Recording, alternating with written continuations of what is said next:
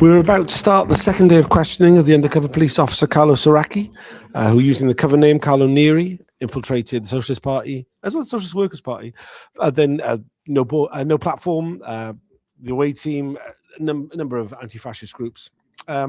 Yesterday, we heard a whole bunch of questions about his tasking, his training, his recruitment into the unit, as well as his early reports and his deception of the first woman he deceived into a sexual relationship, Lindsay. It crescendoed quite heavily at the end of the day with him being questioned about the trip to Venice. I'm joined by Evelyn Lubbers of the Undercover Research Group. Before we start, at the end of the day yesterday, I made the prediction that we would start today with a clarification statement from Carlo Soracchi about the Venice trip. What do you say? Do you think I'm right, or do you taking Donald's side?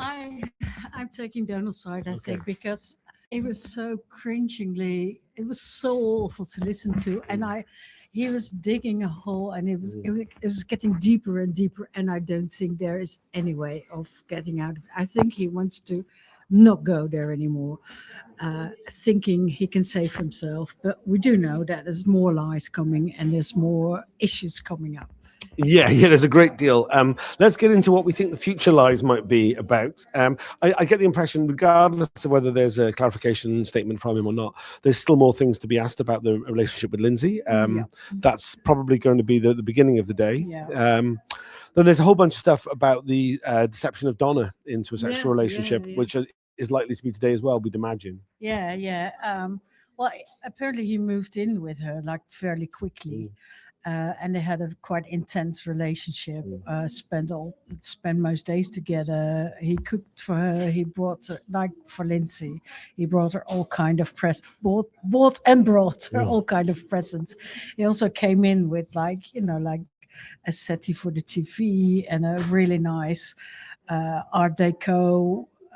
What do you call it? Boudoir bedroom thing. Sideboard. Yeah. Well, sounds. It doesn't sound quite exciting, but Anyway, I mean, essentially, I mean, like, the way she described it is when he actually came to leave the flat sometime later.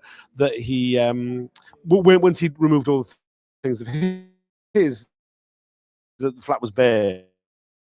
Essentially, so he had brought in so many things of the photo of his alleged, well, it was his son, but he said he had a bad relationship with the mother of the kid, and he was trying to sort of improve that relationship, and they put out a photo of that baby, both in Lindsay's and in Donna's home, and then in Donna's home, to his family, all from his real family, which when we were investigating made things very easy, because once we knew his real name, which is quite exceptional, Italian name Soracchi, which we're not allowed to say for a long time, but we were able to, via the socials, to find his real family, and it turned out that he had put photos of his real family out in Donna's house. So that's also, it's one of the things where you think, did he think he was like invincible? Invincible. Yeah. I mean, it's this thing we've heard time and again from undercover officers, and it's certainly something he's put in his written statement, is that he never considered any of these things being a problem because he never thought he'd be found out. Yeah, that's what they all say, and it's like, it's also is that invincible arrogance, you can call it, sort of. It doesn't go for the SDS only, it goes for Special Branch. It just had that feeling that they were so special and they could do anything they want.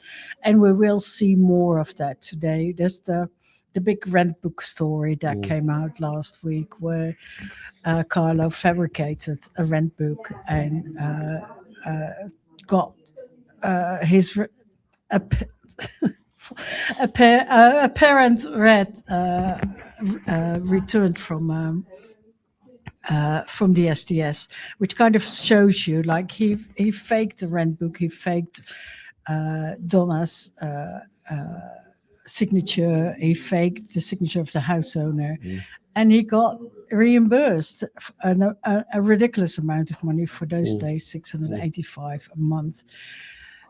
And his managers, his superiors must have been into that because it was so clear that he was doing that. Yeah, yeah. So it's not just the undercover officers; it's the entire cabal of managers and superiors who are all in to that corruption, basically, and deceiving of women. Yeah, absolutely. I mean, we've seen like little sort of similar things previously. Bob Lambert did it when he was deceiving Belinda Harvey into a sexual relationship, claiming for rental money, which he didn't need to pay. That it seems that they saw expense account as one of many perks of the job. Yeah, at a certain point, I don't know this time. Like first there was the overtime, which was like endless because they spent nights and whatever, and they could just get all of that reimbursed. The overtime was capped at a certain point because it was like getting too crazy really. So I'm guessing that's when the rent book thing came in. We have to sort of timeline all of this. Sorry. We have to timeline this to see when the overtime was kept and when the rent book scam came in, and also have to go back to other undercovers. Like remember Mark Jenner, who pretended that Alison was his landlady and provided a sort of a map of the house with all the rooms that were rented out and the communal kitchen. That kind, in hindsight, that points at another scam. So yeah, I think we come into to realize that scams were a really key part of the whole deployment, and certainly like was something that it suggests that it's not individual fraud by individual officers, but in fact it's a coordinated thing by the entire unit. Sure, I think that's going to make the next tranche of hearings, or not, I shouldn't do the sessions in June and July. Yeah, phase. The next phase. Yeah, sorry, I shouldn't just inquiry words wrong. Very interesting because that's going to be all managers. Unfortunately, it's going to be in the midst of the summer where we would like to be elsewhere, but we have to be here. Yeah. So it's a full day ahead. I'll be doing videos in all the breaks. I'll be lots of us be giving updates in the hearing room. Just follow the hashtag SpyCops on Twitter. If you're able to boost these in any way, like, share, all that good stuff, it makes a huge difference to how visible the coverage is. And buy Tom a coffee. Yeah, more than welcome to do that if you'd like to. Understand if you don't.